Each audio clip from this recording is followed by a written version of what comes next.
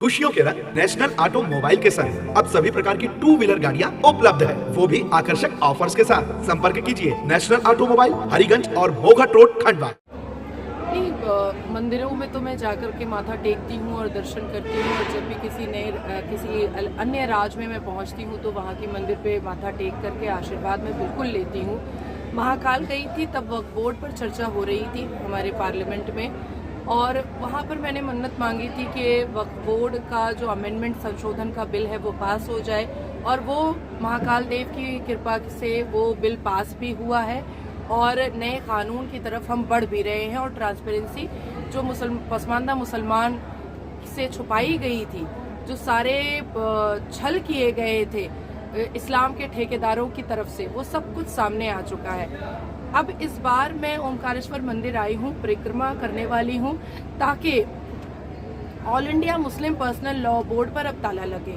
और काफ़ी अपेक्षाएं हैं मुझे भारत के आदरणीय प्रधानमंत्री मोदी जी से कि जिस तरीके से 3 तलाक के द्वारा और एक खूबसूरत कानून बना करके मुसलमान बेटियों का उन्होंने उद्धार किया, मुसलमान बेटियों की उन्होंने मदद की।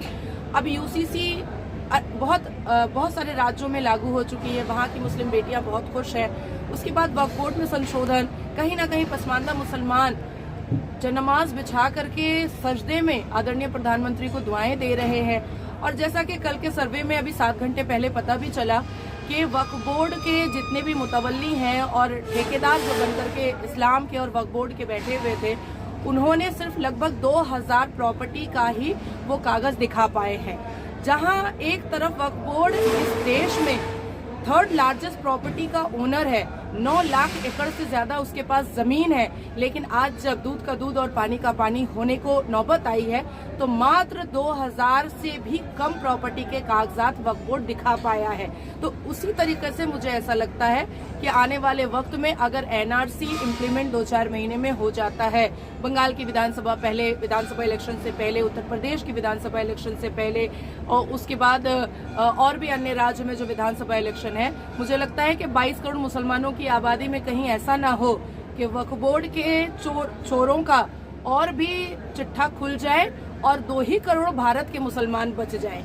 ये भी एक आश्चर्यचकित बात है कि जहां पर 9 लाख एकड़ जमीन की बात हो रही थी, वहां 2000 से भी कम प्रॉपर्टी का कागज जो है वो दिख पाया है। तो जहां 22 करोड़ मुसलमानों की बात हो रही है, एनआरसी के माध्यम से कहीं ऐसा ना हो कि 2 ही करोड़ भारतीय मुसलमान नजर आए।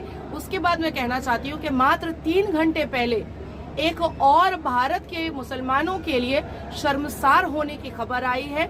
सऊदी अरबिया के प्रिंस मोहम्मद बिन सलमान ने ऐलान किया है कि पाकिस्तान और भारत का वीजा वो बैन कर रहे हैं ताकि हज की सेफ्टी और सिक्योरिटी खराब ना हो। तो इसका मतलब है कि पाकिस्तान के अश्लील मुसलमानों के साथ साथ अब फहरिस्त और लिस्ट में भारत के भी लफंदर मुसलमान आ चुके हैं, लफंगे मुसलमान आ चुके हैं। हमारे लिए भी ये शर्मसार की बात है और उन मुसलमान ठेकेदारों के लिए भी ये शर्मसार की बात है कि पाकिस्तान की लिस्ट में अब भारत का मुसलमान आ चुका है और सऊदी अरबिया के प्रिंस अपने हज की सेफ्टी और सिक्योरिटी के लिए पाकिस्तान के मुसलमानों के साथ साथ भारत के मुसलमानों का भी वीजा बैन कर चुके हैं। अभी भी वक्त है, भारत का मुसलमान संभल जाए, सुधर जाए, संवैधानिक हो जाए, नहीं तो हिजाब तो हम खोलेंगे। और सबसे पहले हमारा जो अब आने वाला संकल्प है और जिस चीज के लिए मैं परिक्रमा कर रही हूँ, all India Muslim personal law board पर ताला लगाने के लिए और चाबी गंगा नदी में फेंकने के लिए। मुस्लिम पर्सनल लॉ बोर्ड को भी भंग करने की आपने मांग करी है, किस प्रकार की है मांग है? देश संवैधानिक है और देश को संवैधानिक बनाने के लिए भीमराव अंबेडकर जी ने जो संविधान लिखा है, क्या वो भारत के मुसलमानों के लिए काफी नहीं है? क्यों चलेंगे हम शरिया पे? क्यों चलेंगे? शरिया किसने बनाया था? जिन्ना ने बनाया था, ब्रिटिश ने बनाया था। हम जिन्ना की बात माने भारत में रह करके, ये तो सर झुकाने की बात हो जाती है। और अगर जिन्ना की ही बात माननी है तो फिर पाकिस्तान जाइए, फिर भारत में तो रहने की जगह नहीं है आपके लिए। भारत में रहना है तो संविधान तो मानना पड़ेगा।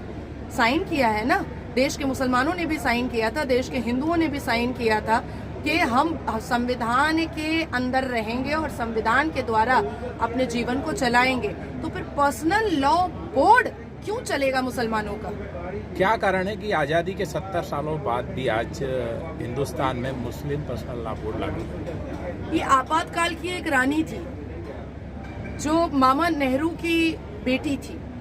उनकी वजह से जो सेक्युलर वर्ड संविधान में डाला गया है, ये उसी का हम लोग देख रहे हैं नतीजा, रिपार्केशन, कि आज सारी बिगड़ी हुई चीज़ों को सुधारना पड़ रहा है एक एक करके, और काफ़ी परिश्रम करके सुधारना पड़ रहा है। लेकिन राष्ट्र के हर एक पुत्र और पुत्री देश के प्रधानमंत्री के साथ है, हर एक संवैधानिक मुसलमान देश के प्रधानमंत्री के साथ है, हर एक अच्छा और सच्चा मुसलमान देश के प्रधानमंत्री के साथ है, हर एक अल कुरान मानने वाला मुसलमान, प्रॉफिट मोहम्मद की सुन्नत रसूल पर चलने वाला मुसलमान, अल कुरान की हर एक आयतों को मानने वाला मुसलमान देश के प्रधानमंत्री के साथ है। और जिस तरीके से वक्फ बोर्ड का अमेंडमेंट हुआ, उसी तरीके से all India Muslim personal law board पर भी ताला लगेगा, लग कर रहेगा, हर हाल में लगेगा इंशाअल्लाह।